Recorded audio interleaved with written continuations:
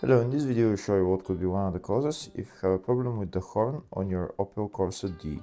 One of the causes could be a blown fuse or a relay, so here in the video I'll show you the location of the fuse and the relay for the horn. Before I show you the location of the fuses, first I'll show you how to test the fuses, if they're good or bad. I'll show you how to test the fuses using a multimeter and a test light. First I'll show you how to test the fuses with the test light. For this purpose we need to turn the ignition on. This is the test light that I'm using. We need to attach the cable of the test light to battery negative or somewhere on chassis ground. Then we're going to start testing the fuses with the test light. On the fuses there is two pins, you can see them right there before the 30 and after the 30 there's two pins where we touch them with the test light, and if both pins light up, that means the fuse is good. If only one pin lights up, that means the fuse is bad. Sometimes none of the pins light up, that means that there is no power going to that fuse. Next I'll show you how to test the fuses with a multimeter. This is what the fuse looks like. You can see that contact in the middle that is connecting to the two pins.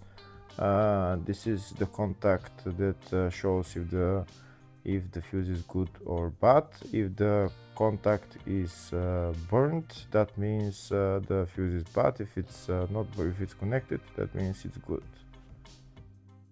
When we test the fuses, we should measure resistance with the multimeter. So when we turn the multimeter on, we should turn it to 20k ohms.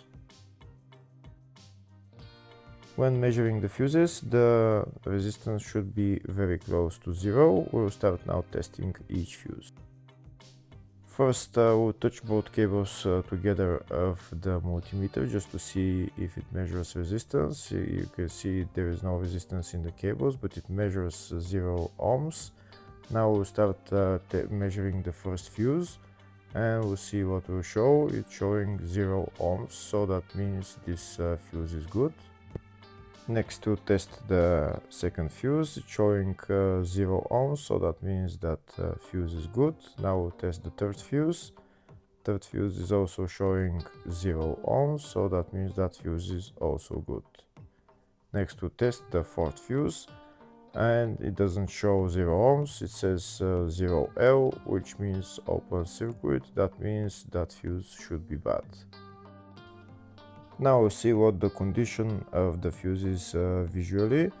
We can see that contact in the middle that's connecting to the two pins is broken, so that's why it's showing open circuit. That means the fuse is bad, so it needs to be replaced.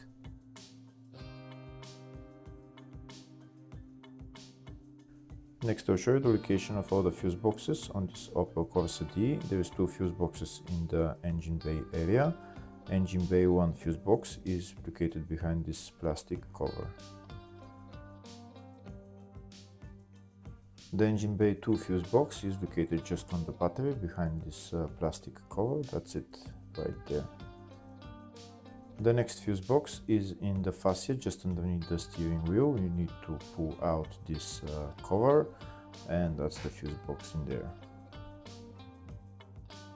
Next fuse box is in the load area. It's just behind this plastic cover where I'm showing with the arrow. Next I'll show you a diagram of all the fuse boxes on this Opel Corsa D. There is two fuse boxes for the engine bay area. One of them is for the up to 2007 model and one is for after 2007. There's also a fuse box in the load area, fascia and engine bay 2. Next I'll show you the location of the fuse and the relay for the horn on this Opel Corsa D. They're located in the engine bay fuse box. First I'll show you if you have this type of engine bay fuse box, and the relay is number 7 and the fuse is F37 fuse. Next I'll show you the location of the fuse and the relay if you have this type of engine bay fuse box, and the relay there is number 12 relay and the fuse is F4 fuse. Hopefully the video was helpful. Please like and comment on the video and subscribe to the channel. Thank you.